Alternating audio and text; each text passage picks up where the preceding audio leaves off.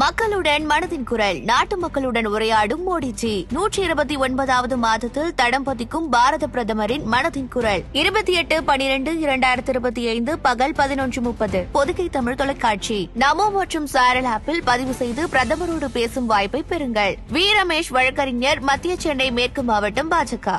உச்சத்தை தொட்ட தங்க விலை. மீட்க முடியாத அடகு நகையை விற்பதற்கு இதுவே சரியான நேரம். இனியும் யோசிக்காதீங்க.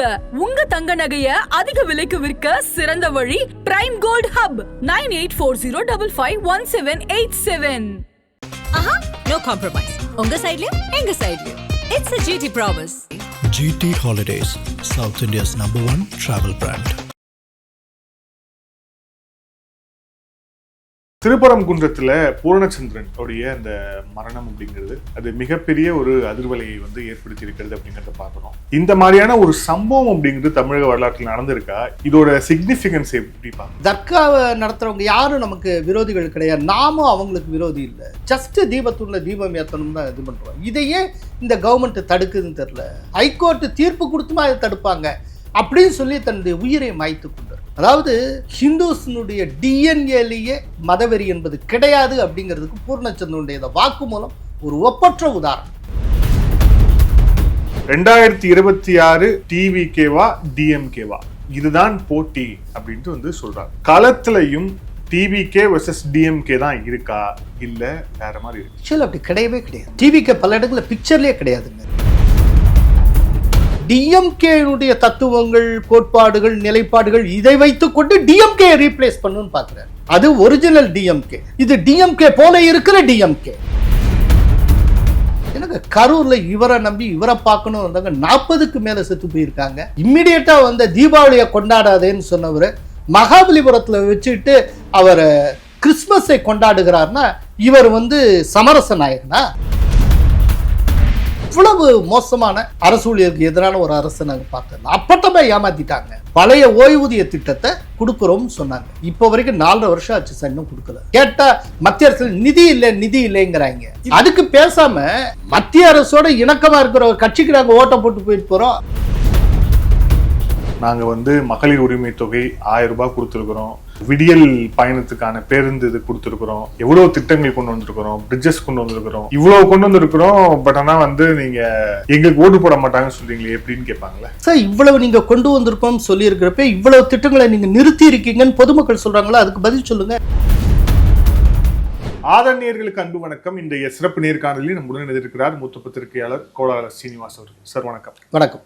திருப்பரங்குன்றத்துல பூரணச்சந்திரன் உடைய அந்த மரணம் அப்படிங்கிறது அது மிகப்பெரிய ஒரு அதிர்வலையை ஏற்படுத்தி இருக்கிறது அப்படிங்கிறத பார்க்குறோம். பூர்ணச்சந்திரனுடைய அதுக்கு சம்பந்தமா நீங்க விரிவான ஒரு வீடியோ பதிவையும் வெளியிட்டு இருந்தீங்க. தேர்தலில் அது என்ன மாதிரி தாக்கத்தை ஏற்படுத்தும் அப்படிங்கிற அந்த விஷயத்துக்குள்ள போறதுக்கு முன்னாடி இந்த மாதிரியான ஒரு சம்பவம் அப்படிங்கிறது தமிழக வரலாற்றில் நடந்திருக்கா? இதோட சிக்னிபிகன்ஸ் எப்படி பார்க்குறீங்க? இது முழுக்க இதுக்கு காரணம் அரசு கம்ப்ளீட்டாக அதை ட்விஸ்ட் பண்ணி கொண்டு போனாங்க. இப்போ கார்த்திகை தீபம் ஏற்றுறது, அதை திருப்பரங்குன்றம் மலை உச்சியில் இருக்கிற தீபத்தூணில் தான் ஏற்றுவதுங்கிற பழக்க வழக்கம் எதுவும் கிடையாது. அது தர்காவுக்கு அருகே ஒரு 15 மீட்டர் தொலைவில் தான் இருக்குது. அதனால அது சட்ட ஒழுங்கு பிரச்சனையை கொண்டு வந்துடும், இந்த விதமாகலாம் சொல்லப்பட்டது. ஓகே, இப்போ தர்காவிலிருந்து அது 15 மீட்டர் தொலைவுனா தீபத்தூண்லேருந்து தர்கா 15 மீட்டர் தொலைவில் தான் இருக்குது. ஏற்கனவே வந்திருக்கிற தீர்ப்புகள், கடைசியாக ஜிஆர் சுவாமிநாதன் கொடுத்த தீர்ப்பிலேயே இந்த தீபத்தூணுக்கு தர்கா இதுவரை உரிமை கொண்டாடியது இல்லை. இது கோயிலுக்கே சொந்தமானது அப்படிங்கிறத இந்த தீர்ப்பின் மூலமாகவும் உறுதி செய்கிறோம் அப்படின்னு சொல்லி இதுக்கு முந்தின தீர்ப்புலையும் அது உறுதி செய்யப்பட்டிருக்கு அப்படிங்கிறத அவர் சொல்லியிருக்கிறார். இப்போ நான் என்ன கேட்குறேன்னா, தீபத்தூணுக்கு 15 மீட்டர் தொலைவில் இருக்கக்கூடிய தர்காவில் இப்போ சந்தனக்கூடு ஃபங்க்ஷன் நடந்துகிட்டு இருக்கு. அதை எப்படி அலோவ் பண்ணாங்க? இப்போ அங்கே ஏதாவது பிரச்சனை நடந்ததா? அதே போல தான் தீபத்தூணில் தீபம் ஏற்றணும் அப்படின்னு தான் கோரிக்கை. இந்த தீபம் ஏற்றதுனால என்ன சமூக ஒழுங்கு ஏற்பட்டு போடும், என்ன சட்ட ஒழுங்கு ஏற்பட்டு போகும்? ஒன்றும் கிடையாது. அப்போது இந்த அரசுனுடைய ஒரே ஐடியா என்ன அப்படின்னா, இதை ஒரு சட்ட ஒழுங்கு பிரச்சனை போல காட்டி தீபத்தூணில் தீபம் ஏற்ற விடாமல் செய்து இந்த மெசேஜை ஒரு சிறுபான்மை சமூகத்திட்ட உங்களுக்காகத்தான் நாங்கள் இவ்வளவும் செஞ்சோம் பாருங்கள், இதுக்காக எவ்வளோ ரிசீவ் பண்ணியிருக்கோம். ஒரு நீதிபதி தீர்ப்பு கொடுத்து நாங்கள் தீர்ப்பை மதிக்கிறார். அதை எடுத்து மேல்முறையீடு போகிறோம். மேல்முறையீட்டில் எங்களுக்கு சாதகமாக தீர்ப்பு இல்லையா, உங்களுக்காக சுப்ரீம் கோர்ட் வரைக்கும் போயிருக்கோம். என்னென்ன நடந்துகிட்டு இருக்கு, இப்படி கொடுத்த ஒரு நீதிபதிக்கு எதிராக இம்பீச்மெண்ட் மோஷன் வரைக்கும் நாங்கள் போயிருக்கோம். இதுபோல் உங்களுக்கு யார் செஞ்சுருக்கா? ஸோ உங்களுக்கு நாங்கள் தான் பாதுகாவலர். இப்போ எங்களை தாண்டி வேறு ஏதாவது ஒரு கவர்மெண்ட் வந்துச்சுன்னா உங்கள் பாட்டு அதோகதி தான். இந்த விதமான ஒரு பர்செப்ஷனை கொண்டு வரணும் அப்படிங்கிறதுக்காக அந்த சமூகத்தினரிடம் இருக்கக்கூடிய ஒரு 5 இல்லாட்டி 6% வாக்குகளுக்காக நடத்தப்பட்ட ஒரு விஷயம். ரைட். ஆனால் அது எதிர்பாராத திருப்பங்களோடு அது முடிஞ்சிருக்கு. கொஞ்சம் கூட எதிர்பார்க்காத ஒரு அன்எக்ஸ்பெக்டட் டேர்னிங்ஸ் எல்லாம் அதில் வந்து சேர்ந்துருக்கு.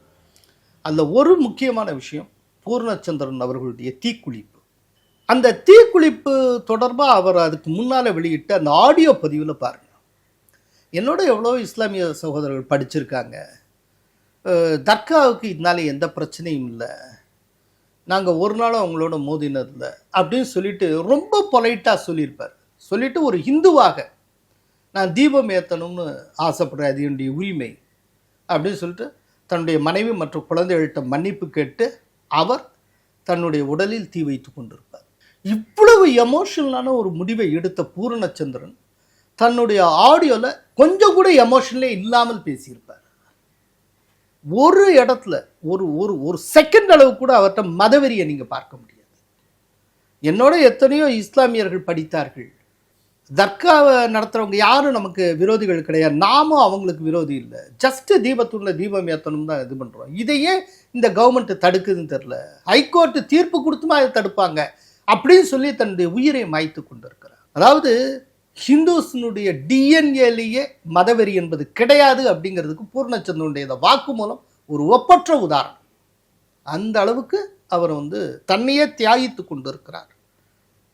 ஆனால் இந்த தியாகம், இந்த தீக்குளிப்பு, இதற்கு பின்னால் இருக்கிற அரசியல் அர்த்தம் என்ன, பொலிட்டிக்கல் மீனிங், இது வரைக்கும் சவுத்தில் எவ்வளவோ நடந்திருக்கு, எத்தனையோ நடந்திருக்கு. ஆனால் இந்த விதமான காரணத்துக்காக ஒருத்தர் தீக்குளித்தார் அப்படிங்கிறது நடந்ததே கிடையாது. அப்படின்னா சவுத் வந்து எந்த அளவுக்கு இந்த திருப்பரங்குன்ற விவகாரம், குறிப்பாக கார்த்திகை தீபம் விவகாரம் தொடர்பாக உஷ்ணமாக இருக்கிறது அப்படிங்கிறதுக்கான அடையாளம். இன்னைக்கு வந்து சத்தமே இல்லாமல் ஒரு ஹிந்து போலரைசேஷன் ஒன்று நடந்து கொண்டிருக்கிறது. இந்த அரசு அதை உணர்ந்து கொள்ள தயாராக இல்லை. இந்த அரசு தவறான செயல்கள் மூலம் ஒரு சிறுபான்மையினர் போலரைசேஷனை கஷ்டப்பட்டு உருவாக்குகிறது. இந்த அரசுக்கு ஒன்று புரியலை. அது இருக்கிற கூட்டணிக்கு எதிரான கூட்டணியில தான் பிஜேபி இருக்கு. இவர்கள் முயற்சி செய்யாமலேயே சிறுபான்மையினர் வேறு பக்கம்தான் ஓட்டு போட போகிறார்கள். நீங்க கஷ்டப்பட்டு போலரைஸ் பண்ணுங்கிற அவசியமே கிடையாது.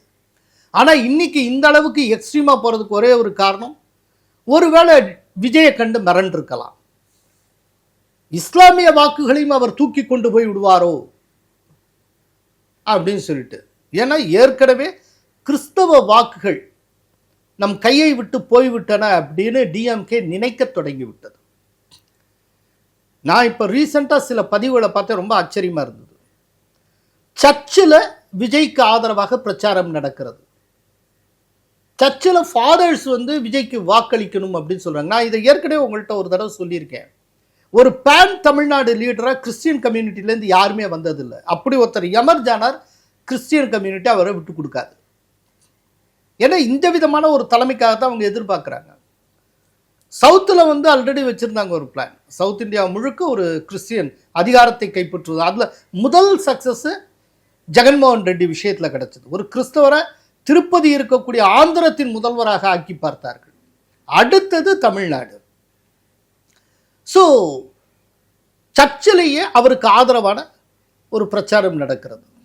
கரூர் சம்பவத்தை காரணம் காட்டி தீபாவளி கொண்டாட்டம் வேண்டாம் என்று மற்றவர்களுக்கு அறிவுரை கூறிய மகான் விஜய் அவர்கள் கரூர் சம்பவம் நடந்த 3வது மாதத்தில் மாமல்லபுரத்தில் வைத்து சமத்துவ கிறிஸ்துமஸ் பண்டிகையை கொண்டாடினார்.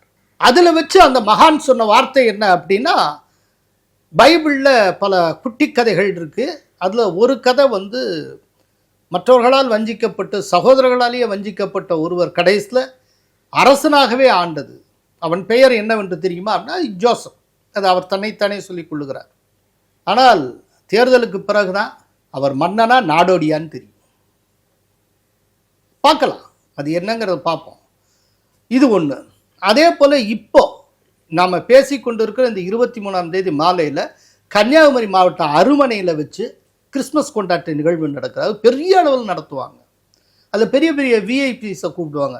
பிற மாநில முதல்வர்கள்லாம் பங்கேற்றிருக்காங்க. அந்த நிகழ்ச்சியை இப்போ ஆதவர்ஜுனா தலைமையில் நடத்துகிறாங்க. இது கிறிஸ்டியன் கம்யூனிட்டி ஃபங்க்ஷன். தாவேகாவுடைய முக்கிய தலைவர்களில் ஒருவரான ஆதவர்ஜுனா. அதில் யார் யார் பங்கேற்கிறான்னா, திருநெல்வேலியினுடைய காங்கிரஸ் எம்பி ராபர்ட் ப்ரூஸ் பங்கேற்கிறார். கன்னியாகுமரியுடைய காங்கிரஸ் எம்பி விஜய் வசந்த் பங்கேற்கிறார். அதே போல் இது கன்னியாகுமரி மாவட்டத்தை சேர்ந்த ஒரு காங்கிரஸ் எம்எல்ஏ பங்கேற்கிறார். இவங்கெல்லாம் பங்கேற்கிறாங்க. இன்னும் அதிகாரபூர்வமாக காங்கிரஸ் தாவேகாவுடன் கைகோர்ப்பதாக அனௌன்ஸ்மெண்ட்டே வரல. ஆனால் தாவேகா முன்னெடுக்கிற ஃபங்க்ஷனில் காங்கிரஸுடைய எம்பிக்கள் எல்லாம் பங்கெடுக்கிறார்கள். இது சம்பந்தமாக ஒரு முக்கியமான ஒரு எம்பி, ஒரு பெரிய விஐபி எம்பி, அவர் காங்கிரஸ்காரர், அவர் கால் பண்ணி, சீனிவாசன் இவங்களுக்குலாம் யார் ஒப்புதல் கொடுத்தாங்கன்னு தெரியல, யார் அனுமதி கொடுத்தாங்கன்னு தெரியல, இவங்கெல்லாம் இங்கே போய் தாவேகாவோட கைகோர்த்து இந்த ஃபங்க்ஷனில் கலந்துக்கிட்டு இருக்காங்க. கிட்டத்தட்ட தாவேகாங்கிறது இப்போ ஒரு கிறிஸ்துவ கட்சியாகவே மாறிவிட்டது போல் இருக்கிறது அப்படின்னு சொல்லி அவர் சொல்லியிருக்கிறார். ஸோ ஒரு பக்கம் சிறுபான்மை கிறிஸ்தவ போலரைசேஷனை கொஞ்சம் கொஞ்சமாக விஜய் முன்னெடுக்க, இதுக்கு பயந்து போன டிஎம்கே இந்த போலரைசேஷனை உடைக்கிறதுக்காக கவுண்டர் போலரைசேஷன் அந்த சிறுபான்மையினருக்குள்ளே கொண்டு வர்றதுக்கு ஹிந்துக்களை பலிகடையாக்குவது, at the cost of Hindus விஜயை ஓவர் கம் பண்ணுறதுக்காக ஒரு போலரைசேஷனுக்கு முயற்சி பண்ண, இல்லை ஹிந்துத்துவ சக்திகள் எந்த முயற்சியும் செய்யாமல் ஹிந்து போலரைசேஷன் என்பது இப்போது நடந்து கொண்டிருக்கிறது. இல்லை, அதுதான் ரொம்ப முக்கியமா. ஏன்னா ஹிந்து மத எதிர்ப்பின் ஒரு அடையாளமாக பெரியார் இருக்கிறார். ஸோ அந்த பெரியாருடைய சிலைக்கு முன்பாகவே பூர்ணச்சந்திரன் தன்னுடைய உயிரை மாய்த்து கொண்டிருக்கிறார் அப்படிங்கிறது என்ன மாதிரியான ஒரு செய்தி? ஏன்னா தத்துவார்த்த ரீதியா அவர் தான் ஒரு பெரிய ஐடியல் இருக்கும்போது அதற்கு பக்கத்திலேயே போய் அதற்கு ஒரு ப்ரொட்டஸ்ட் பண்ற மாதிரியான ஒரு விஷயம் நடந்திருக்கு. ஏன்னா இதுக்கு முன்னாடி காவி சாயம் பூசப்பட்டிருக்கிறது, பெரியாருக்கு செருப்பு மாலை வீசப்பட்டிருக்கிறது. ஆனா முதன்முறையாக ஒரு தீக்கிரை ஆகியிருக்கிறார் அப்படின்னா இது என்ன மெசேஜ்? இதுதான் கிளியர் கட் மெசேஜ். போலி மதசார்பின்மை இருக்கு இல்லையா, அதற்கு எதிரான மெசேஜ். அதாவது ஹிந்துக்களுக்கு எதிராக இருப்பதை மதசார்பின்மைன்னு சொல்லிக்கிட்டு இருப்பாங்கல்ல, ஹிந்துக்களுக்கு எதிராக இருப்பதை மதசார்பின்மை அப்படின்பாங்க. ஹிந்துக்களுக்கு ஆதரவாக இருந்தால் வகுப்புவாதம்ன்றாங்க, சிறுபான்மையினருக்கு ஆதரவாக இருந்தால் சமூக நீதிம்பாங்க. ரைட்டா? ஸோ இப்படிப்பட்ட போலி மதசார்பின்மைக்கு, பெரியாரால் உருவாக்கப்பட்ட அந்த போலி மதசார்பின்மை இந்துக்களுக்கு எதிராக மக்கள் மனதில் நிறுவப்பட்ட போலி மதசார்பின்மை, அதைத்தான் பூர்ணச்சந்திரன் தன்னுடைய செயல்பாட்டின் மூலமாக உடைத்தெறிந்தார். அவர் மெனக்கட்டு அதே சொல்றார், பெரியார் சிலைக்கு அருகே நான் தீ வைத்துக் கொள்வேன். எதுக்காக மெனக்கட்டு செய்யும்?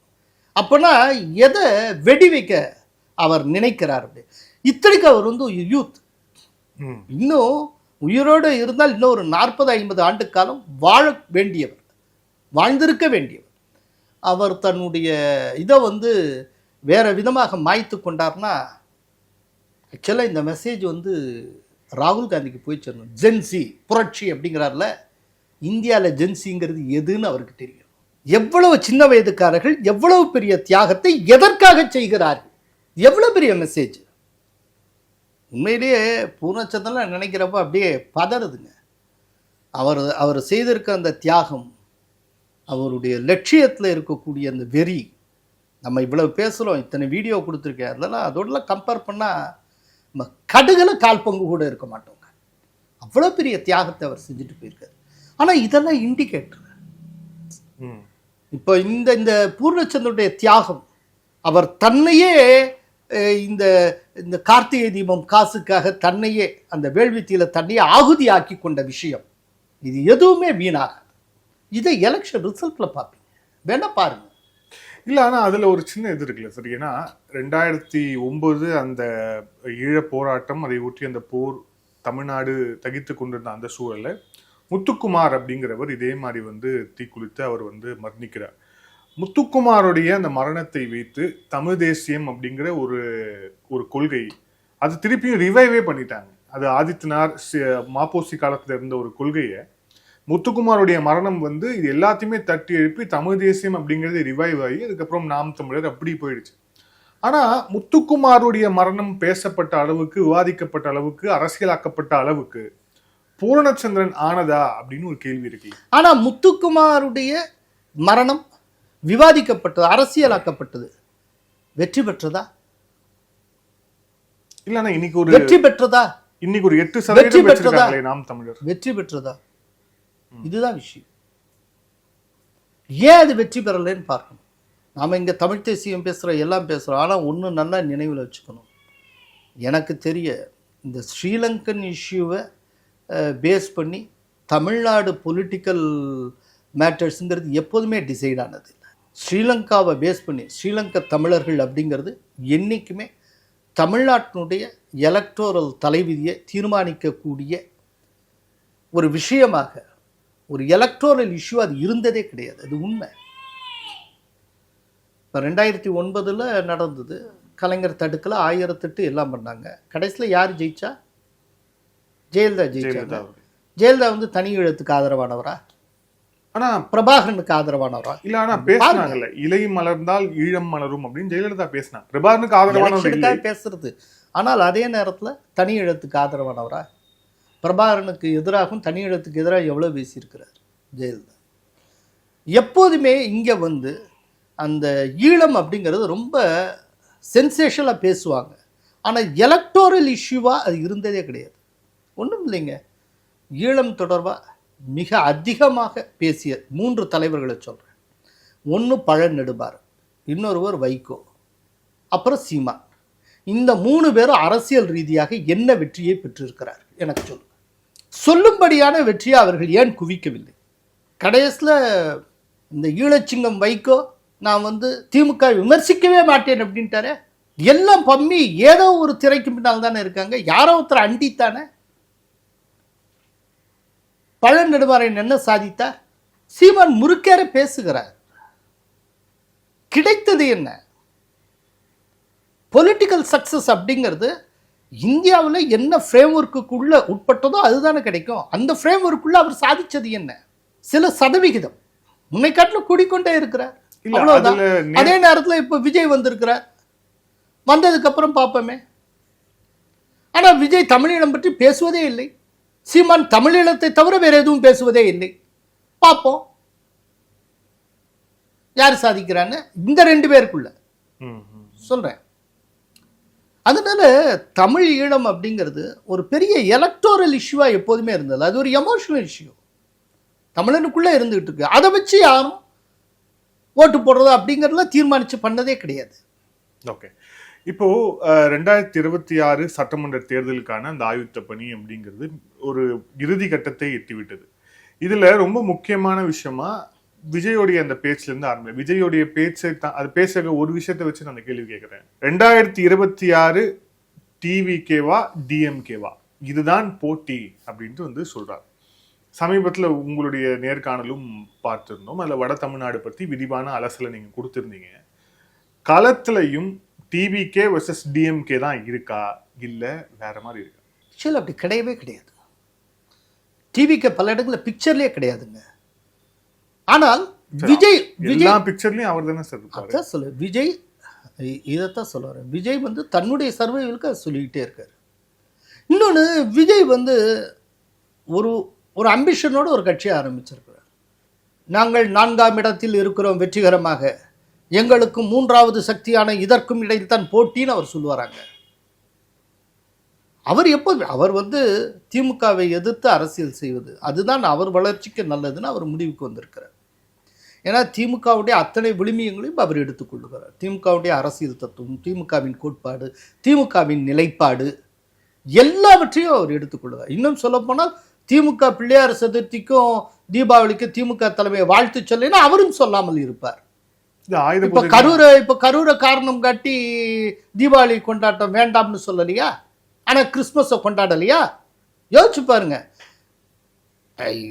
டிஎம்கேனுடைய அந்த டிஎம்கேக்கு நாணயத்துடைய இன்னொரு பக்கம் தான் இவர். ஆனால் திமுகவை எதிர்த்து கொண்டிருப்பார். திமுக முகமூடியை போட்டுக்கொண்டு திமுகவை எதிர்த்து கொண்டிருப்பார். இது ஒரு விதமான அரசியலை அவர் முன்னெடுக்கிறார். இவ்வளவுதான். இந்த அரசியலில் அவர் டிஎம்கே தட்டணும் அப்படின்னா டிஎம்கே போல வேஷம் போடுறாரு. இப்போ இந்த டிஎம்கே போல வேஷம் போட்ட ஒருத்தர் ஒரிஜினல் டிஎம்கே ஒன்று மக்களுக்கு குழப்பம் வரும். குறிப்பாக காலங்காலமாக திமுகவுக்கு வாக்களித்து வருகிற சமூகங்கள், சிறுபான்மை சமூகங்களுக்கு ஒரு குழப்பத்தை உருவாக்குவாங்க. இதில் இவரே ஒரு கிறிஸ்தவர் அப்படிங்கிறனால கிறிஸ்தவர்கள் வாக்கு அந்த பக்கம் போகும். இந்த மாதிரியான பல்வேறு வாய்ப்புகள் இருக்குது. அப்படிங்கிறப்போ இவங்களை டார்கெட் பண்ணுறப்போ இவங்களுக்கு எனக்கும் தான் போட்டிம்பாங்க. ஏன்னா ஆட்சியை பிடிக்கணும்னு அவருக்கும் ஆசை இருக்குது. ஆட்சியில் இருக்கிற கட்சி டிஎம்கே. அப்படின்னா டிஎம்கேக்கும் எனக்கு இடையில தான் போட்டின்னு அவர் சொல்லி ஆகணும். இப்போ ஒருவேளை அந்த இடத்துல ஏடிஎம்கே இருந்ததுன்னா அப்போ ஏடிஎம்கே விட்டா பேசுவார், ஏடிஎம்கேக்கும் எங்களுக்கும் போட்டின்னு தான் சொல்லியிருப்பார்.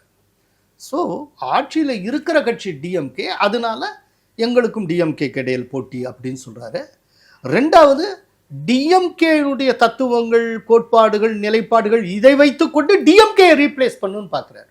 அது ஒரிஜினல் டிஎம்கே, இது டிஎம்கே போல இருக்கிற டிஎம்கே. எதிர்காலத்தில் இந்த ரெண்டில் ஏதாவது ஒன்று தான் இருக்கணும். அந்த விதமான ஒரு இடத்தை நோக்கி அவர் போகணும்னு பார்க்குறாரு. அப்போ டிஎம்கே எடுத்து தான் அரசியல் பண்ண முடியும். சரி, களம் எப்படி இருக்கு? இப்போ களத்தை பற்றி நாங்கள் சர்வே ஆரம்பிச்சிருக்கோம். நானும் ஜேவிசி ஸ்ரீராம் சேர்ந்து ஒன்றா பண்ணிகிட்ருக்கோம். அதில் இப்போது தமிழ்நாட்டிலேயே மிகப்பெரிய மண்டலம்ங்கிறது வடக்கு மண்டலம், வட மாவட்டங்கள். இப்போ வட மாவட்டங்களில் சென்னை நீங்களாக உள்ள பகுதியில் முதல்ல போகிறோம். என்னென்னா இப்போ வரைக்கும் மீடியாவில் வந்துக்கிட்டு இருக்குன்னு மற்ற எல்லாம் என்ன ஒரு அர்பனை மட்டுமே ஃபோக்கஸ் பண்ண ஒரு விஷயமாகவே போயிட்டுருக்கு. அர்பனில் இருக்கவங்க ஒரு எலைட்டு, இந்த அர்பன் எலைட்ஸினுடைய மூடு, அவர்களுடைய உணர்வுகள் மட்டுமே பிரதிபலிக்கப்படுகிற உண்மையில் கலை யதார்த்தம் என்ன, ஒரு சாதாரண குக்கிராமத்தில் என்ன இருக்குது, கிராமங்களில் என்ன இருக்குது அப்படின்னு நம்ம போகிறோம். உள்ளே போய் பார்த்தால் அது போய் பார்க்கறதுக்கு முன்னால் யாரை சந்திக்கணும், என்ன எந்த திட்டமிடலும் கிடையாது. காரில் போகிறோம், அந்த ரோட்லேருந்து கிட்டத்தட்ட 500 மீட்டர் உள்ளே போகிறோம். ஏதோ ஒரு குக்கிராமம் வருது, அந்த குக்கிராமத்துடைய கடைக்கோடிக்கு போயிட்டு அங்கேருந்து கடைசியிலேருந்து விசாரிச்சுக்கிட்டே வரும். இப்படியா பல்வேறு இடங்களுக்கு போகிறோம், நூற்றுக்கணக்கான பேரை பார்க்குறோம். அவங்க சம்மதத்தோட மேக்சிமம் எல்லாரோடையும் நாங்கள் வீடியோ பதிவு செய்கிறோம். அப்படியெல்லாம் பதிவு செஞ்சால் ஒரு ஆச்சரியமான விஷயம். முதல்ல வடக்கு மண்டலம்னா செல்வாக்குள்ள ஒரு ப்ராமினன்ட் பார்ட்டினா பாட்டாளி மக்கள் கட்சி. பாட்டாளி மக்கள் கட்சியில் தந்தைக்கும் மகனுக்கும் இடையிலான சண்டை இருக்குது. அப்படின்னா இது எந்த அளவுக்கு அஃபெக்ட் ஆகுது அப்படின்னு பார்த்தா நாம தான் மீடியாவில் வரிஞ்சு கட்டிட்டு பேசிகிட்டு இருக்கோம். அங்கே இருக்க யாருக்கும் எந்த குழப்பமும் இல்லை. பிஎம்கேனா அது அன்புமணிங்கிறாங்க. சரி, அதுக்காக ராம்தாஸ் மேலே மரியாதை இல்லையா? ரொம்ப மரியாதை வச்சுருக்காங்க. அல்ல ஒருத்தர் சொல்கிறாரு, சார் ராம்தாஸ் ஐயா அந்த காலத்தில் அவ்வளோ பாடுபட்டு எல்லாம் பண்ணியிருக்காங்க, அவருடைய ஃபோட்டோவை நாங்கள் வீட்டில் மாட்டிக்கிறோம், ஆனால் வழி நடத்துறது சின்னையா தான் அப்படி. அப்புறம் ஒருத்தர் சொல்கிறாரு, எங்க நம்ம குடும்பத்திலே மகன் தப்பு செஞ்சுட்டா நமக்குள்ளே பேசி சரி பண்ணிக்கிறோம், இவன் தப்பு செஞ்சான்னு சொல்லிட்டு இந்த தப்பை ஊர் முழுக்கவும் பறைசாற்றுவோம். அப்படி பண்ணுற ஒரு நல்ல தந்தைக்கு அடையாளமா? மகனே தப்பு செஞ்சால் வெளியில் அதை காட்டி கொடுக்கலாமா? தந்தையா மகனை காட்டி கொடுப்பா. அதே நேரத்தில் தந்தை இன்ன விதமான தப்பு செஞ்சார்னு மகன் எங்கேயா சொல்லியிருக்காரா? இவர் எப்படிப்பட்ட மகனாக இருக்கிறார்? இப்படியெல்லாம் இன்டர்பிரிட்டேஷன், இதெல்லாம் நாங்கள் எதிர்பார்க்கவே இல்லை. இப்படிலாம் கூட இதெல்லாம் யோசிக்க முடியும்னு எங்களுக்கு தெரியல. இல்லை, மீண்டும் சிபிஐ விசாரிக்கிட்டோம், அன்புமணி தூக்கி ஜெயிலில் போடுங்க அப்படிங்கிறாரு. அப்படி அந்த அளவுக்கு சொல்கிறால, இதைத்தான் அவங்க கோட் பண்ணுறாங்க. இது பேக்ஃபயர் ஆகிட்டு இருக்கு. ஒரு தந்தை அதாவது இதுதாங்க இந்த ஒரு சோகால்டு இந்தியன் வேல்யூஸ் இருக்குல்ல, என்னதான் இருந்தாலும் மகனை தந்தை விட்டு கொடுக்க கூடாதுன்னு ஒரு விஷயம் இருக்குல்ல. நம்ம வீட்டு நம்ம பிள்ளை நம்ம விட்டு கொடுக்கலாமா அப்படிங்கிற ஒரு பார்வை இருக்குல்ல, இதை எல்லாரும் பதிவு பண்ணுறாங்க.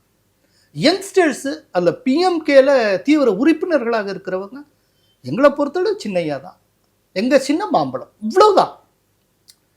அப்படின்னா பெரியவர் அதை பற்றி இன்னொரு பெரியவர் சொல்கிறார், இந்த வயசான காலத்தில் இவர் எங்க இப்படி சொல்லிக்கிட்டு என்னத்தையோ பண்ணிக்கிட்டு இருக்காரு, அவராக மரியாதையை கெடுத்துக்கா. ஒரு காலத்துலங்க இங்கே இருக்க எங்கள் சமூகத்து மத்தியில் அரசியல் விழிப்புணர்வை கொண்டு எல்லாம் செஞ்சது பெரியவர் தாங்க. அவர் ஒரு அறிக்கை விட்டார்னா அதை படிச்சுட்டு தான் ஜெயலலிதாவும் கருணாநிதியும் அடுத்தாப்புல பதில் அறிக்கை விடுவாங்க. அப்படிலாம் இருந்தவர் தான், இல்லைன்னு சொல்லலை. இப்படிப்பட்ட இவர் வந்து இப்படி கீழே இறங்கி பெத்த பிள்ளைக்கு எதிராகவா இப்படி பண்ணுறது? இந்த மாதிரி சார் ஒரு இடத்துல கூட நாங்கள் சொல்கிறேன், வன்னியர் சமுதாயத்துக்குள்ளேயும் சரி, பிஎம்கே உறுப்பினர்களையும் சரி, நாங்கள் ராம்தாஸ் அவர்களுக்கு தான் ஆதரவாக இருக்கோம், சின்னையாவை எதிர்க்கிறோம்னு சொன்ன ஒரு ஆள் சந்திக்கிறது போதுமா? கிரவுண்ட் ரியாலிட்டி கம்ப்ளீட்டாக வேறங்க. பிஎம்கேங்கிறது அப்படியே இன் ஃபேவர் ஆஃப் அன்புமணி இருக்கு, இன் டோட்டோ. இதை என்னால் உறுதியாக சொல்லணும். ரெண்டாவது, களத்தில் ஏடிஎம்கே இருக்கா? ஆக்சுவலாக ஏடிஎம்கே தாங்க இருக்கு. ஏடிஎம்கே பரவலாக கிராமம் முழுக்க இருக்குங்க. அதில் அவங்க சொல்கிற அந்த ஸ்டேட்மெண்ட்லாம் கரெக்டாக ஒன்று தெளிவாக தெரியுது, ரெட்டை இலை தான். ஏடிஎம்கேன்னு சொல்கிறப்ப அடுத்தப்பல ரெட்டை இலை. அந்த ரெட்டை இலைங்கிறது ஒரு பெரிய அசுர சக்திங்க. அது எம்ஜிஆர் எந்த நேரத்தில் வச்சாருன்னு தெரியாது, அத்தனை பேர் ரெட்டை இலைங்கிறாங்க. சரி, போன தடவை நீங்கள் யாருக்கு உதயசூனுக்கு போட்டோம், அவங்க நல்ல வாக்குறுதி கொடுத்துருந்தாங்க, பிடிச்சிருந்துச்சு போட்டோம், ஒன்றையுமே செய்யலை. இல்லை, ஒரு லேடி சொல்கிறாங்க, நாங்கள் போன தடவை அப்படி தான் போட்டோம், கடைசியில் வந்துட்டு என்ன செஞ்சாங்க, கொடுத்துட்டு இருந்த லேப்டாப்பும் நிறுத்திட்டாங்க. அம்மா காலத்தில் லேப்டாப் கொடுத்தாங்க, என் மக படித்து இன்றைக்கி நர்ஸு காலேஜில் படிச்சுக்கிட்டு இருக்கா. அதுக்கடுத்தப்பில் என் பையன் இப்போ +2 படிக்கிறான், இப்போ வரைக்கும் கொடுக்கல. இந்த எலெக்ஷன் வரப்போகுதுன்னு தெரிஞ்சு இப்போ கொடுப்போம்னு அனௌன்ஸ் பண்ணியிருக்காங்க, ஏன் இத்தனை நாள் கொடுக்கல கேட்குறாங்க. அதனால் ரெட்டையில தாங்க. அதில் ஒரு சில இளைஞர்கள் அது என்னன்னா, ஏடிஎம்கே, பாமக, பிஜேபி இந்த இது சீல் ஆகணும் சார், இது வந்து திட்டவட்டமாக அனௌன்ஸ் பண்ணிடணும். அப்படி இருந்துன்னா இந்த ஏரியாவில் அசைக்கவே முடியாது சார். இப்படி நாங்கள் மயிலம் அது இது எல்லா இடத்துலையும் இதில் வந்து அர்பனும் பார்க்குறோம், ரூரல் பார்க்குறோம். இதில் ரொம்ப முக்கியமான விஷயம் என்னென்னா, ரூரல் சைடு பெருசாக விஜயை பற்றி எந்த ட்ராக்ஷனும் இல்லை. அப்படியே ஒரு சில இளைஞர்கள் பேசினால் விஜயை காட்டில் அதிகமாக சீமானை பற்றி பேசுகிறாங்க. சீமானை பற்றி 4 இளைஞர்கள் கருத்து சொன்னால் ஒரு இளைஞர் தான் விஜயை பற்றி பேசுகிறான். ஸோ டீப் வில்லேஜஸில் சீமானா விஜயான்னு பார்த்தால் அந்த பெல்ட்டில் விஜயை காட்டில் சீமானுக்கு செல்வாக்கு இருக்கு. ஓவராலாக பார்த்தீங்கன்னா அந்த ஏடிஎம்கே பாமக கூட்டணி அப்படிங்கிற ரொம்ப வலுவாக இருக்குது. ஆனால் இவங்க பேசுகிறப்பவே அன்புமணி ராமதாஸ் என்டிஏல இருக்கிற விதமான அந்த ஒரு உணர்வோடையே தான் பேசிகிட்டு இருக்காங்க. அது வந்து சீல் அதிகாரபூர்வமாக அனௌன்ஸ் பண்ணலனாலும் அவங்க வந்து இவர் என்டிஏல தான் இருக்காரு, ஏடிஎம்கே தான் இருக்காரு அப்படிங்கிற அந்த பார்வையிலே தான் அவங்க பேசிக்கிட்டு இருக்காங்க. அந்த கூட்டணி அப்படின்னு வந்து அது கம்ப்ளீட்டாக வேறு விதமாக இருக்கும். தமிழகத்தில் மிகப்பெரிய மண்டலம் வடக்கு மண்டலம், அதில் வந்து ஒரு நல்ல ஸ்வீப் இருக்கிறதுக்கு வாய்ப்பு இருக்குது. இப்போ சொல்கிறேன், செஞ்சியில் மஸ்தான் ஜெயிக்கிறது ரொம்ப கஷ்டம். ஆனால் இன்னமும் எட்ஜவர் மஸ்தானுக்கு உண்டு. ஏன்னா அங்கே ஒரு 40,000 முஸ்லீம்ஸ் இருக்காங்க ஓட்டர்ஸ். அந்த 40,000ல் ஒரு ஓட்டு கூட மிஸ் ஆகாது, அவருக்கு தான் கிடைக்கும். அதுதான் ஒரு பெரியவர் சொல்லியிருப்பார், நீங்கள் இங்கே கவுண்ட் பண்ணிங்கன்னா 40,001 தான் ஏடிஎம்கே கவுண்ட் பண்ணவே ஆரம்பிக்கணும்பாரு. முதல் 40,000 ஓசிக்கு கிடைச்சிடும். இப்போ இதில் தான் ஒரு முக்கியமான விஷயம் இருக்குது. ஓசிக்கு கிடைக்கிற 40,000ல் எங்கேயாவது பிளவு ஏற்பட்டு விடுவோம் அப்படிங்கிறதா டிஎம்கேட வருத்தம் விஜயை கண்டு. இப்போ அதுக்காகத்தான் இந்த திருப்பரங்குன்றம் இந்த பில்டப் எல்லாமே, வேற எதுவும் கிடையாது. அதனால வடக்க பொறுத்தளவில் இன்னைக்கு போட்டி என்பது டிஎம்கே வெர்சஸ் ஏடிஎம்கே. அதில் வந்து பிக்சர்லேயே விஜய் இல்லை. நான் சொல்றது insofar as northern region is concerned. Sir, Vikravandi வந்து அவருடைய முதல் மாநாடு, அதுவே ஒரு வடக்கு மண்டலத்தில் தான் வந்து நடந்தது. அதே மாதிரி அந்த மாநாடுக்கும் நானும் டைரெக்டாக வந்து போயிருந்தேன். ஒரு சிலர் சொன்ன மாதிரி கணிசமான அளவில் பட்டியல் சமூக இளைஞர்கள் அதிகமாக அந்த கூட்டத்துக்கு வந்திருந்தாங்க அப்படின்னு ஆமாம் பார்க்க முடிஞ்சுது. ஸோ அவருடைய ஃபர்ஸ்ட் மாநாடே அங்கே தான் நடக்குது. அந்த சமூகத்தில் பட்டியல் இப்போ வன்னியர் சமுதாயத்துக்கு ஈக்குவலான இடத்த தான் அவங்களும் பட்டியல் சமூக மக்களும் இருக்கிறாங்க அப்படிங்கிற போது, அப்போ அதில் விஜய் சீன்லேயே இல்லை அப்படின்னு. Yes, very good. அதாவது சீனில் இருந்தான்னா அது இன்ஃப்ளூயன்ஸ் என்னங்கிற அர்த்தத்தில் நான் சொல்லிகிட்டு இருக்கேன். இப்போ நாங்கள் வடமண்டலத்தில் பேசிகிட்டு இருக்கப்போ, பல இடத்துல பேசுகிறப்போ ஒரு சில பேர் சொல்கிறாங்க, ஒரு குறிப்பிட்ட கட்சியை சேர்ந்த ஒரு லேடி பேசுகிறாங்க, இப்போ இருக்கிற அந்த ஆட்சி சரியே இல்லைங்க, ரொம்ப அக்கிரமம் விரிச்சு போச்சு, ரொம்ப மோசமாக இருக்குங்க, இதெல்லாம் இது பண்ணால் எங்கள் தலைவரே தட்டி கேட்க மாட்டேங்கிறாரு, அவங்களுக்கு சப்போர்ட்டாக பேசிக்கிட்டு இருக்காரு அப்படின்னு சொல்லிட்டு இந்த தடவை எங்கள் ஓட்டு தாவே காக்குதாங்க அப்படின்னு அந்த அம்மா சொல்லுது. கடைசியில் பார்த்தா அது விசிக்காரு. இதைத்தான் சொல்றேன். நீங்க பட்டியல் சமூகத்தை ஓட்டு இருக்குன்னு இல்லையா, அந்த ஓட்டு விசிகாவுடைய ஓட்டு. விசிகாவோட ஓட்டு தான் இங்க டிரான்ஸ்ஃபர் ஆகுது. இப்ப அந்த மண்டலத்துக்குள்ள விசிகாவுக்கு எவ்வளவு ஓட்டு இருக்குன்னு நீங்க ஒரு கற்பனை பண்ணிக்கோங்க. அந்த விசிகாவுடைய ஓட்டுல ஒரு 40-50 விழுக்காடு விஜய்க்கு போகும், அவ்வளவுதான். ஆனால் அது எப்படி தீர்மானிக்கிற சக்தியா இருக்கும்? பட் அது போறதுனால டிஎம்கேவுடைய தோல்வி இல்லாட்டி திமுக கூட்டணியுடைய தோல்வி இன்னும் அதிகமாக உறுதி செய்யப்படும். இல்ல ஒரு விஷயம் என்ன புரிஞ்சுக்கணும்னா, என்டிஏ கூட்டணியில இருக்கக்கூடிய கட்சிகள் எதுவோ அதுல இருக்கிற ஓட்டு ஸ்பிளிட் ஆகல. கட்சிகள் எதுன்னா ஏடிஎம்கே, பிஜேபி, பாட்டாளி மக்கள் கட்சி. இல்ல பிஎம்கே உடைய அலையன்ஸ் இன்னும் அதிகாரபூர்வமா சொல்லலை. ரைட். ஆனால் அப்படித்தான் நம்ம புரிஞ்சுக்க வேண்டியிருக்கு. வேற எங்கேயும் போக போறதுல அப்படித்தான் வரும். அப்படிங்கிறப்போ இந்த 3 கம்பைனுடைய ஓட்டு எங்கேயும் சிதறல, இது எங்கேயும் ஈர்க்கப்படலை. அதைத்தான் சொல்ல வரேன். இந்த நாங்க பார்த்ததுல இருக்க முக்கியமான ஃபைண்டிங்ஸ், இந்த 3 பேருடைய ஓட்டு எங்கேயுமே ஸ்பிளிட் ஆகல. இந்த 3 பேருடைய ஓட்டுல நான் ஏடிஎம் கேட்காருங்க, ஆனா இந்த தடவை தாவேக்காவுக்கு அப்படின்னு ஒருத்தரும் சொல்லல. இதே தான் பிஜேபி, இதே தான் பாமகவை பொறுத்தவரை ரொம்ப தெளிவா அன்புமணின்னு இருக்காங்க. இதுல எங்கேயுமே ஸ்பிளிட் ஆகுது. ஸ்பிளிட் ஆகுது ஃபுல்லாவே டிஎம்கே கூட்டணியில் இருக்கக்கூடிய கட்சிகள்ல தான். அதனால டிஎம்கே கூட்டணியில் ஏற்கனவே கிடைத்த வாக்குகள்ல ரொம்ப குறையும். விஜய்க்கு ஏதேனும் வாக்குகள் கிடைக்குன்னா அந்த டிஎம்கே கூட்டணியில் இருக்கக்கூடிய கட்சியுடைய வாக்குகள்ல கொஞ்சம் தான் இங்க போகும். இதை தாண்டி விஜய்க்கு இன்னும் பொதுமக்கள் சைட்ல ஒரு பெரிய பேஸே இல்லை. குறிப்பா ரூரல் சைடு அறவே இல்லைங்க விஜய். இப்ப விழுப்புரத்தை சுத்தின கிராமங்கள்ல போய் பார்த்தீங்கன்னா ஒண்ணுமே கிடையாது. ஆனா விழுப்புரத்துல கொஞ்சம் பேர் பேசுவாங்க விஜய் பத்தி. இதுதாங்க உண்மை. இது இப்போ நீங்க கிரவுண்ட் ரியாலிட்டி சொல்றீங்க. இதுல எனக்கு இன்னொரு கேள்வி இருக்கு. என்ன அப்படின்னா, ராமதாஸ் அவர்கள் கடந்த காலங்கள்ல ஒரு மீட்டிங்ல பேசினா நினைவு, நம்ம ஆளுங்கெல்லாம் ஏன்டா சினிமாக்காரனை நம்பி போறீங்க, சினிமாக்காரன் நம்பிலாம் போகாதீங்க, நம்ம சமூகத்துல சினிமா மோகம் அந்த அளவுக்கு ஊடுருவி இருக்கு, போகாதீங்க அப்படின்னு சொல்லிட்டு அவர் பேசினார். இது அவர் யாரை வச்சு பேசினார் அப்படின்னா, விஜயகாந்த் அவர்களை வைத்து பேசினார். ஏன்னா விஜயகாந்த் அவர்கள் முதல்ல போட்டியிட்ட தொகுதியும் விருத்தாச்சலம், வன்னியர் பெல்ட்ல ஒரு முக்கியமான தொகுதியில் போட்டியிட்டாரு. ஸோ சினிமா இன்ஃப்ளூயன்ஸ் ஜாஸ்தியா இருக்கக்கூடிய மண்டலமாக, சமூகமாக அந்த சமூகத்துடைய தலைவரே மேடையில் சொன்ன ஒரு இது நடந்தது. அப்படி இருக்கும்போது இதுதாங்க ரொம்ப ஆச்சரியமான விஷயம். விஜயகாந்தாக வன்னியர்கள் ஈர்க்கப்பட்டாங்கல்ல, ஆனால் அதே பகுதியில் வன்னியர்கள் யாரும் விஜயால ஈர்க்கப்படல. அதுக்கு பதிலாக அதே பகுதியில் இருக்கக்கூடிய பட்டியல் சமூகத்தவர்கள் விஜயால ஈர்க்கப்படல. ஆக்சுவலா அந்த பிராந்தியத்துல இந்த 2 சமூகம் ப்ராமினன்ட் கம்யூனிட்டிஸ், ரைட்டா? இந்த 2த்துக்கும் பொலிட்டிக்கல் ரெப்ரசன்டேஷன் இருக்கு. பல நேரத்துல இந்த 2 பேருக்கு இடையில தான் எல்லா விதமான முரண்பாடுகள் கூர்மை அடைகிறது, மற்றெல்லாம் உண்டு. இதுல விஜயகாந்த் வந்ததுனால வன்னியர்கள் வாக்கு, குறிப்பா பாமக வாக்கு வங்கியே பாதிக்கப்பட்டது. ஆனால் இப்ப விஜய் வந்திருக்கிறதுனால வன்னிய தரப்புலையும் பாமக தரப்புலையும் ஒரு பிரச்சனையும் இல்லை. இதான் ரொம்ப ஆச்சரியமான விஷயம். ஆனால் விஜய் வந்திருக்கிறதுனால விசிக தரப்புல மிகப்பெரிய பாதிப்பு இருக்கு. ஒரு சின்ன உதாரணம், ஒரு தொலைக்காட்சி அது நடத்துகிற ஒரு முக்கியமான ஒரு கூட்டம், அதுக்காக நம்ம போயிருக்கோம் உட்காந்து.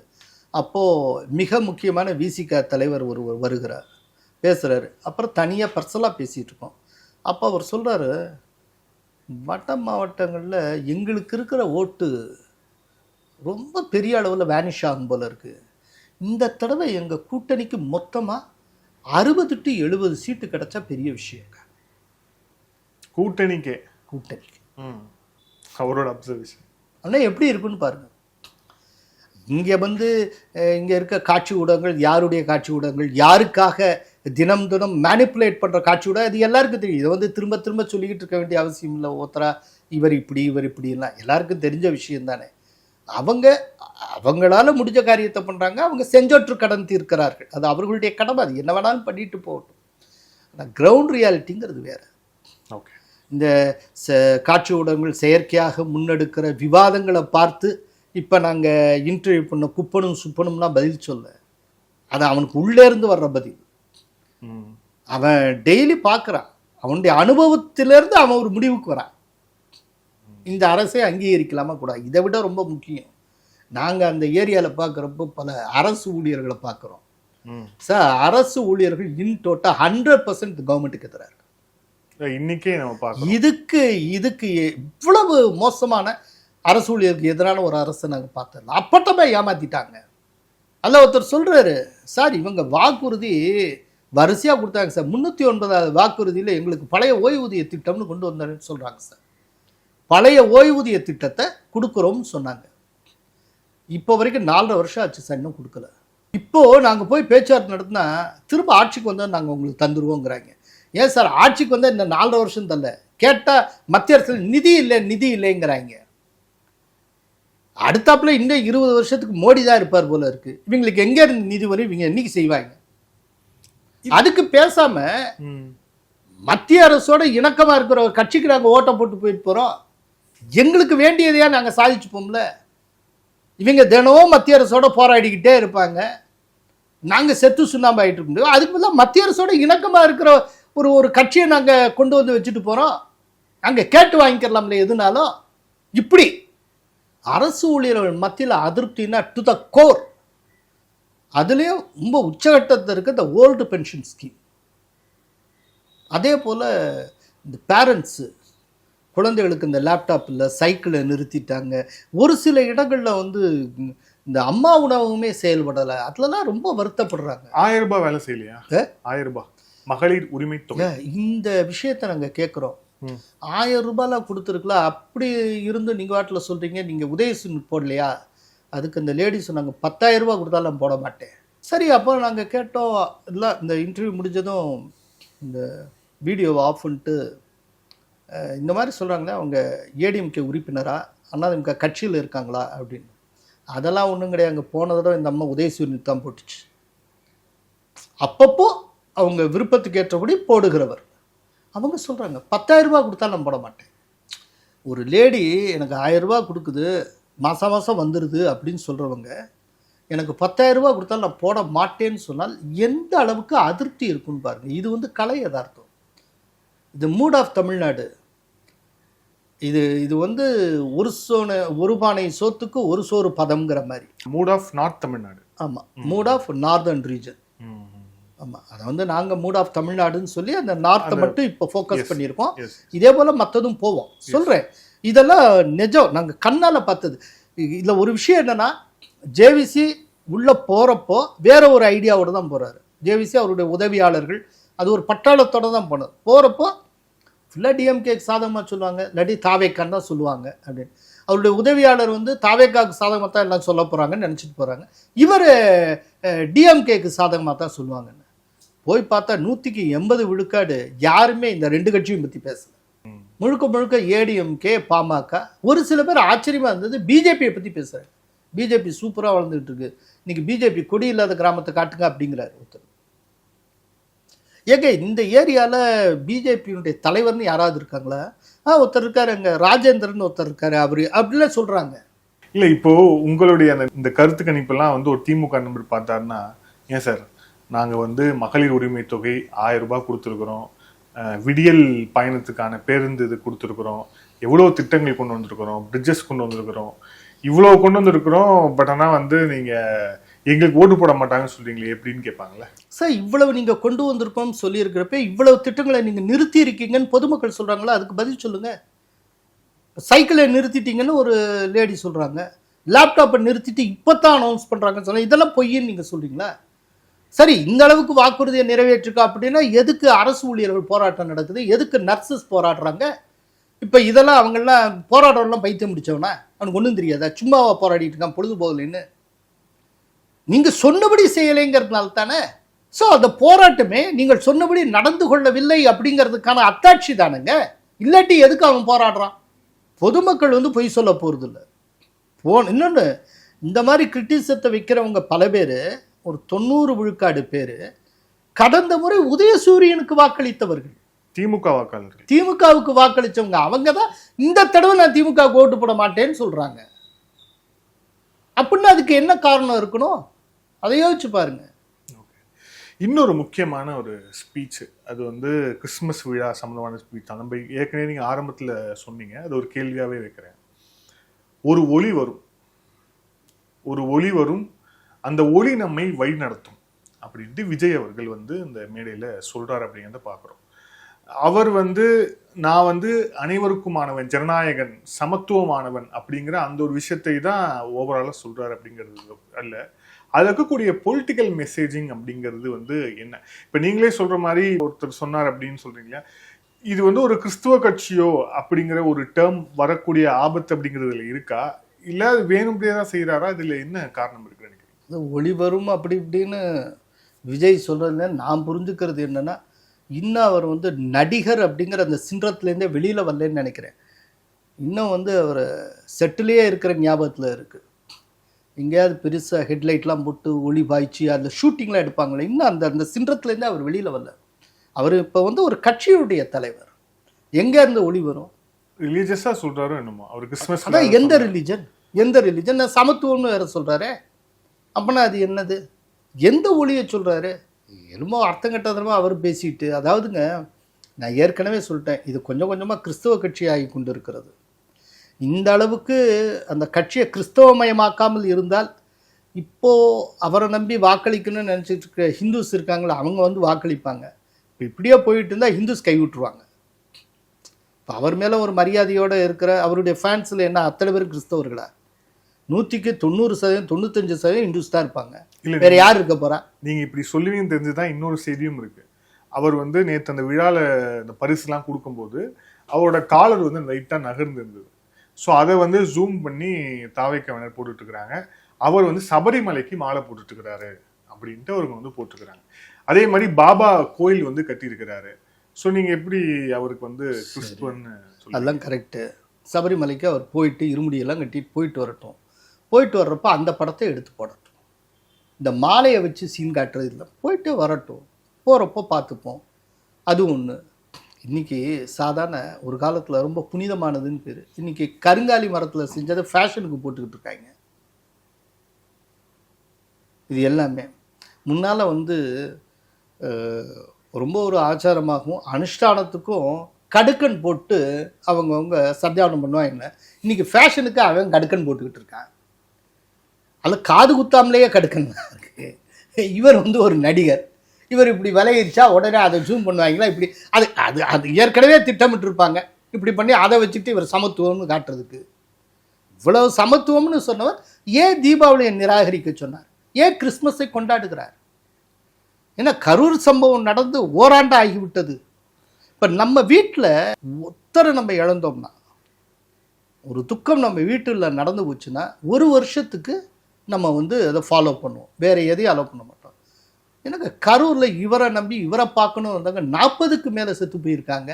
இம்மிடியட்டாக வந்து தீபாவளியை கொண்டாடாதேன்னு சொன்னவர் மகாபலிபுரத்தில் வச்சுட்டு அவர் கிறிஸ்மஸை கொண்டாடுகிறார்னா இவர் வந்து சமரச நாயகனா? அப்படின்னா இவர் யாரு? அப்படின்னா இவர் எல்லோருக்குமான தலைவராக இருக்கும் தகுதி பெற்றவரா? தன்னைத்தானே இவர் வந்து அம்பலப்படுத்திக் கொள்ளுகிறார். இவர் எக்ஸ்போஸ் ஆகிட்டே இருக்கார். ஒவ்வொரு நாளுக்கு நாள் இவர் எக்ஸ்போஸ் ஆகிக்கொண்டே இருக்கிறார். இப்பவே இந்த அளவுக்கு லட்சணம், இன்னும் அந்த எலெக்ஷன் வர்றப்பெல்லாம் இவர் எங்க இருப்பார்னே தெரியல. ஆனால் ஒன்று பர்சனலா எனக்கு வந்து என்னன்னா, டிஎம்கே ஆட்சி போகணும். இல்லை, நான் வெளிப்படையாகவே சொல்லக்கூடியவன், இல்லை திமுக காரர்களே ஆச்சரியப்பட மாட்டார்கள். நான் என்ன லைன் ஆஃப் திங்கிங்கில் இருக்கேன் எல்லாருக்கும் தெரிஞ்ச விஷயம். திமுக ஆட்சி வெளியில் போகணும். அதற்காக விஜய் வந்து கொஞ்சம் கூடுதலாக ஓட்டு வாங்கணும்னு நான் ஆசைப்படுறேன். ஏன்னா விஜய் வந்து கூடுதலாக வாங்க திமுக குறையும், வெளியில் போகிறது உறுதி செய்யப்படும். விஜய் ரொம்ப குறைச்சலாக வாங்கிட்டார்னா அது திமுகவுக்கு லாபமாகிவிடும். அப்போ ஏடிஎம்கே கூட்டணிக்கு டிஎம்கே கூட்டணிக்கு இடையில ரொம்ப டகப்வாராக இருக்கும், இழுவரி. ஸோ என்டிஏ வந்து கிளியர் கட்டாக ஜெயிக்கணும்னா விஜய் வந்து கொஞ்சம் நல்லாவே ஓட்டு வாங்கணும். அதற்கு என்னுடைய ஆசீர்வாதம் விஜய்க்கு. ஆசீர்வாதம். ஆமாம். இதில் இப்போ இன்னொரு முக்கியமான விஷயம் என்னன்னா, இப்போ சமீபத்தில் தாவேக்கால் நடந்த இணைப்புகள்லாம் பார்த்துருப்பீங்க. ஃபிலிப்ஸ் ஜெரால்ட் அப்படிங்கிற ஒரு பிரபலமான ஒரு பத்திரிகையாளர், அவர் போய் ஜாயின் பண்ணியிருக்கிறாரு. சத்யகுமார் ஒரு அட்வொகேட், அவர் போய் ஜாயின் பண்ணியிருக்கிறாரு. ஜேசிடி பிரபாகர் அதிமுகவுடைய முன்னாள் சட்டமன்ற உறுப்பினரோட மகன் போய் இணைந்திருக்கிறார். ஸோ இந்த மாதிரி இணைப்புகள்லாம் தொடர்ச்சியாக நடந்துகிட்டு இருக்கு. இனிமேல் பெருசாக நடக்க போகுது அப்படிங்கிற ஒரு எதிர்பார்ப்பும் இருக்கு. யார் நாளைக்கு யார் தாவேக்கால சேருவா அப்படின்னு ஒரு எதிர்பார்ப்பு ஒரு பக்கம்.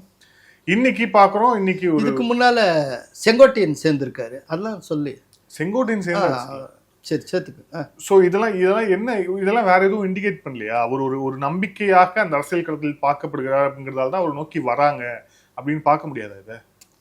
சார் இவங்க எல்லாருமே இண்டிவிஜுவல் சார்.